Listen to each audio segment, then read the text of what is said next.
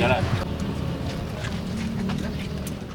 Kapolres Sukabumi AKBP Dedi Darmawansyah menyampaikan, pengungkapan itu bermula ketika Satreskrim mengungkap kasus dari 11 laporan dengan 5 tersangka. Kemudian ditambah jajaran Polsek, total ungkap 17 laporan polisi dengan tersangka 19 orang. Sementara barang bukti yang diamankan sebanyak 42 kendaraan, yakni pengungkapan Satreskrim Polres Sukabumi 18 unit roda 2, kemudian Polsek jajaran sebanyak 22 unit roda 2 dan 2 unit roda 4. Sementara modusnya sendiri, para pelaku tersebut mencuri di parkiran yang berada di pinggir jalan, terutama di pusat keramaian. Kemudian para pelaku menjual barang hasil curiannya secara online dan menggunakan sistem cash on delivery kepada konsumennya. Kapolres Sukabumi yang pernah berdinas di Polda Papua ini menegaskan, kepada para tersangka akan dikenakan pasal 480 KUHP dan 363 KUHP dengan ancaman hukuman 7 tahun penjara.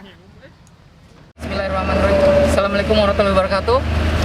Hari ini kita press release pengungkapan kasus curanmor Kabupaten Sukabumi yang dalam waktu 10 hari untuk Satreskrim sendiri sudah mengungkap 11 LP dengan 5 tersangka. Barang bukti yang diamankan 18 unit roda 2 khusus Satreskrim. Untuk Polsek jajaran total ungkap 17 laporan polisi. Untuk tersangka 19 orang.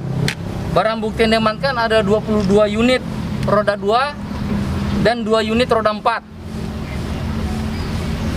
Barang bukti lainnya yaitu kunci T, kunci kontak, 1 buah kunci palsu. Modus dari para pelaku tersebut adalah sebagai pembeli barang-barang hasil curian.